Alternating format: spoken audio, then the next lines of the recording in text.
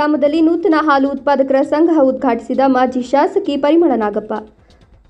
ಹನೂರು ವಿಧಾನಸಭಾ ಕ್ಷೇತ್ರದ ಮಾಜಿ ಶಾಸಕಿ ಪರಿಮಳ ನಾಗಪ್ಪ ಅವರು ತಮ್ಮ ಸ್ವಗ್ರಾಮದಲ್ಲಿ ನೂತನ ಹಾಲು ಉತ್ಪಾದಕರ ಸಂಘವನ್ನು ಉದ್ಘಾಟನೆ ಮಾಡಿದರು. ಉದ್ಘಾಟನೆ ಮಾಡಿ ಬಳಿಕ ಮಾತನಾಡಿದ ಮಾಜಿ ಶಾಸಕಿ ಪರಿಮಳ ನಾಗಪ್ಪ ಅವರು, ಮಹಿಳೆಯರು ಸ್ವಾವಲಂಬಿ ಜೀವನ ನಡೆಸಲು ಹೈನುಗಾರಿಕೆ ತುಂಬಾ ಒಳ್ಳೆಯ ಕಸುಬು. ಮನೆಯಲ್ಲಿ ಇರುವ ಮಹಿಳೆಯರಿಗೆ ಉದ್ಯೋಗ ದೊರಕಿದಂತಾಗ್ತದೆ. ಕೊಂಗ್ರಹಳ್ಳಿ ಗ್ರಾಮದಲ್ಲಿ ಸಂಘ ಸ್ಥಾಪನೆ ಮಾಡಲು ಶ್ರಮಪಟ್ಟಂತ ಎಲ್ಲರಿಗೂ ಕೃತಜ್ಞತೆ ಸಲ್ಲಿಸಿ ಉತ್ತಮ ಗುಣಮಟ್ಟದ ಹಾಲನ್ನು ಉತ್ಪಾದನೆ ಮಾಡಿ ಸಂಘ ಮತ್ತು ಹಾಲು ಒಕ್ಕೂಟಕ್ಕೆ ಉತ್ತಮವಾದ ಹೆಸರು ತನ್ನಿ ಅಂತ ಹೇಳಿ ಸಂಘವು ಉತ್ತಮವಾದ ರೀತಿಯಲ್ಲಿ ಹೆಸರು ಗಳಿಸಿ ಒಕ್ಕೂಟಕ್ಕೆ ಸಹಕಾರ ನೀಡುವಂತಾಗಲಿ ಅಂತ ಹೇಳಿದರು. ಚಾಮರಾಜನಗರ ಹಾಲು ಒಕ್ಕೂಟದ ಅಧ್ಯಕ್ಷ ನಾಗೇಂದ್ರ ಮಾತನಾಡಿ, ಗ್ರಾಮದಿಂದ ಹಿಡಿದು ರಾಜ್ಯ ಮತ್ತು ದಿಲ್ಲಿಯವರೆಗೂ ನಮ್ಮ ನಂದಿನಿ ಹಾಲು ತಲುಪುತ್ತದೆ ಎಂಬುದು ನಮಗೆ ಹೆಮ್ಮೆ.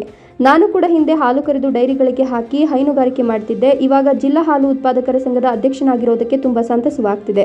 ಸಹಕಾರಿ ಸಂಸ್ಥೆ ಅಭಿವೃದ್ಧಿ ಸಂಸ್ಥೆ ಎಂದು ಕರೆಯುತ್ತೇವೆ.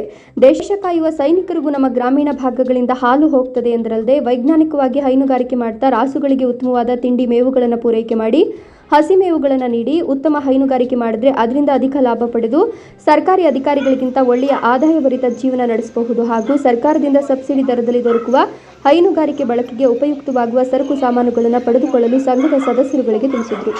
ವರದಿ ನಾಗೇಂದ್ರ ಪ್ರಸಾದ್.